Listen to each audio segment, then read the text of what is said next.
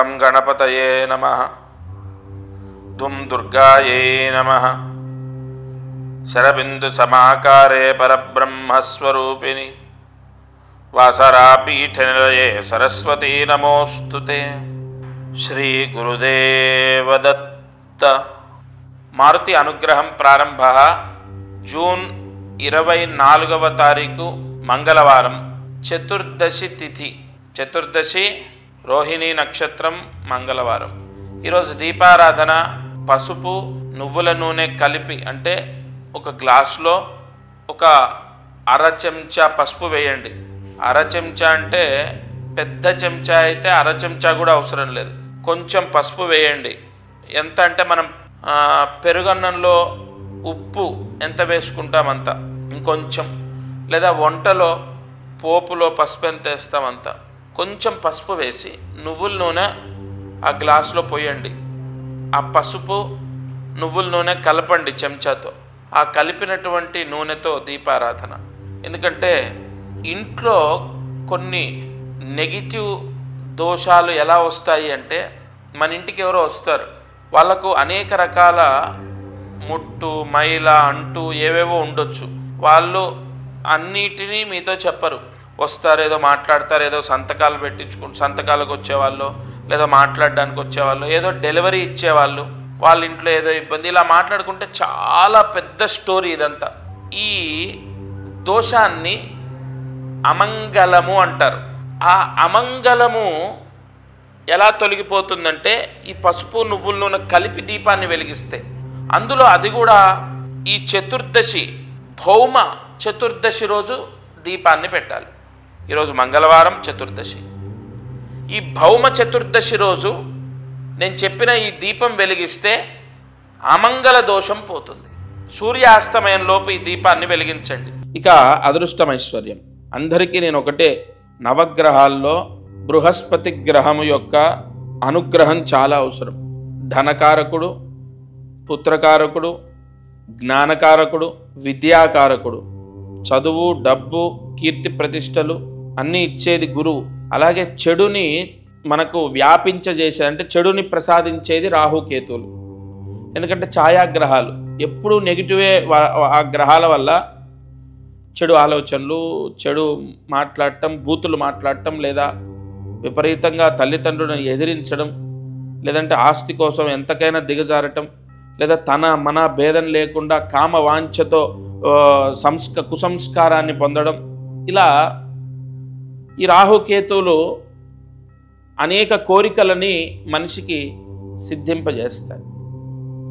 ఈ గురుగ్రహమేమో అనేక సత్ఫలితాలని ప్రసాదిస్తాడు. ఈ రాహుకేతువులు మారారు, బృహస్పతి గ్రహం మారారు ఈ నెలలోనే.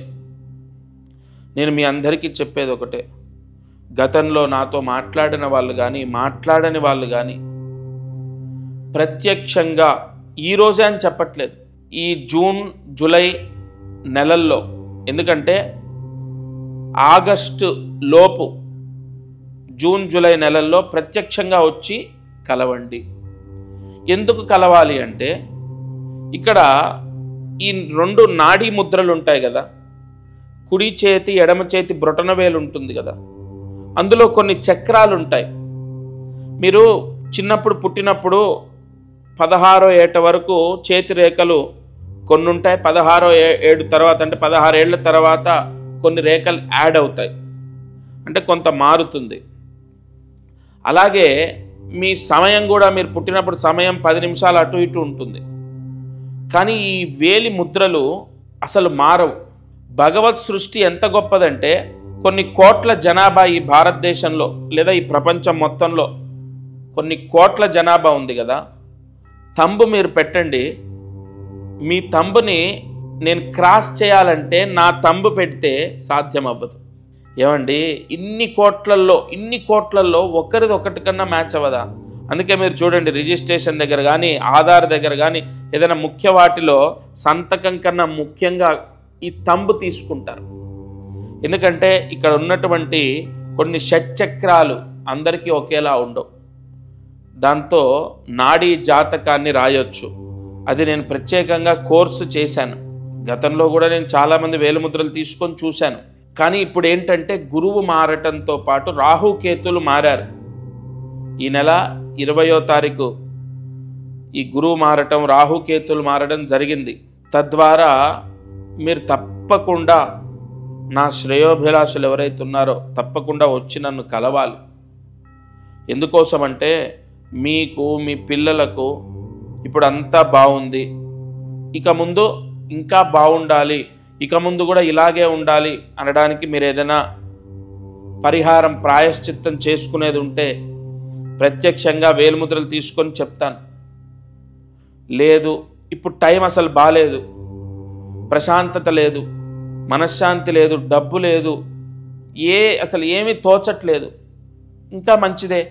నేరుగా వచ్చి కలిసినప్పుడు ప్రత్యక్షంగా అసలు ఎందువలన మీరు కర్మ అనుభవిస్తున్నారు, లేదా ఎందువల్ల సమస్యలు వస్తున్నాయి అన్న విషయాన్ని ప్రత్యేకంగా మీకు వివరణ చేసి దానికి ప్రాయశ్చిత్తం ఏంటో కూడా చెప్తాను. అందుకే నేను మాట అన్నాను, గతంలో కలిసిన వాళ్ళైనా సరే మళ్ళీ రావాలి, లేదా కలవకపోతే రండి. ఇక్కడ ఒకటి మీరు గుర్తుపెట్టుకోవాల్సిన విషయం, ప్రాయశ్చిత్తాలు ఇప్పుడు తల్లిదండ్రులు వచ్చి కలిశారనుకోండి, పిల్లలు రాలేదు, చదువుకుంటున్నారు, లేదా విదేశాల్లో ఉన్నారు, లేదా ఎక్కడో ఉన్నారు, వాళ్ళు రాలేదు, అవసరం లేదు. మీరిద్దరు వచ్చినప్పుడు వాళ్ళు పిల్లల యొక్క వేలిముద్రలు తీసుకొని రండి. వేలిముద్రలు అంటే కుడి చేతి, ఎడమ చేతి బ్రొటన వేలు ముద్రలు తీసుకొని రండి. షట్చగ్ర స్థితి ఎలా ఉంది, అష్టక వర్గ స్థితి ఎలా ఉంది, సర్వోత్తర యోగా ఫలితాలు ఎలా ఉన్నాయి అన్నది నేను చెప్తాను.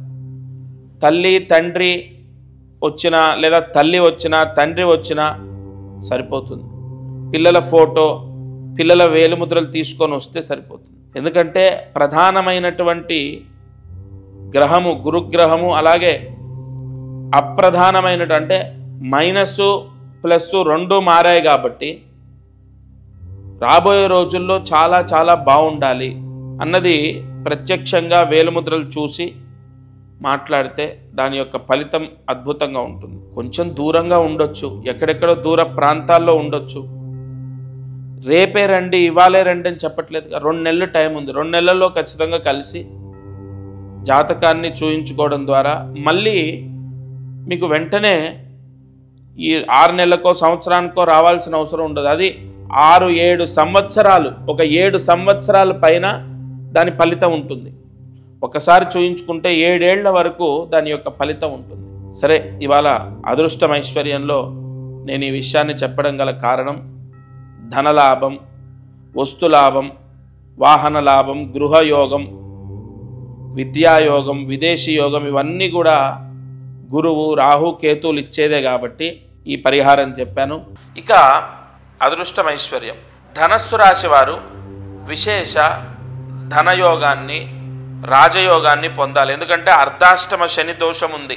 ఈ ధనస్సు రాశి వారికి పరస్పర కేంద్రాల్లో బలమైన 2 గ్రహాలు సంచరిస్తున్నాయి. ఒకటి గురుగ్రహం, ఒకటి శనిగ్రహం. గురుగ్రహం ఉంటే మంచిదే, ఎందుకంటే నైసర్గిక శుభగ్రహాలు కేంద్రాల్లో సంచరిస్తే గోచారంలో మంచిదే.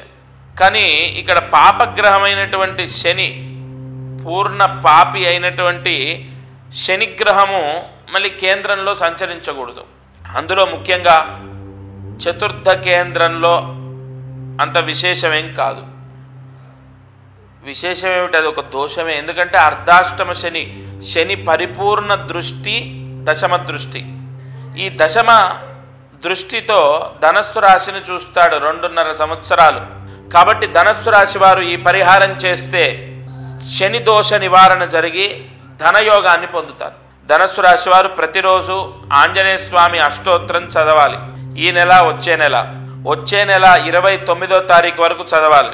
తర్వాత ప్రతిరోజు ఆంజనేయ స్వామి అష్టోత్తరం చదివిన తర్వాత 3 సార్లు, అంటే ఈ 29వ తారీఖు లోపు, ఈ నెల, వచ్చే నెల 29వ తారీఖు లోపు, జూలై 29వ తారీఖు లోపు 3 సార్లు బియ్యము, 1 కేజీ బియ్యము దానం చేయాలి. చేసినప్పుడల్లా 1 కేజీ, అలా 3 సార్లు ఆంజనేయ స్వామి దేవాలయంలో అర్చకుడికి దానం చేయాలి. ధనుస్సు రాశి వారు సంపూర్ణ శని దోషం తొలగిపోవటం, జూన్ జూలై నెలల్లో ఈ పరిహారం చేయడం ద్వారా విపరీత ధనయోగాన్ని పొందడం. ధనుస్సు రాశి వారికి జూలై నెలలో విపరీతంగా కలిసి వస్తుంది. ఈ పరిహారం చేయండి. ఇక చివరిగా కార్యసిద్ధి. ఈరోజు మంత్రాన్ని రాసుకోండి. ఇవాళ మంగళవారం చతుర్దశి, అందులో రోహిణీ నక్షత్రం, చంద్రుడు ఉచ్చ స్థితిలో ఉన్నాడు.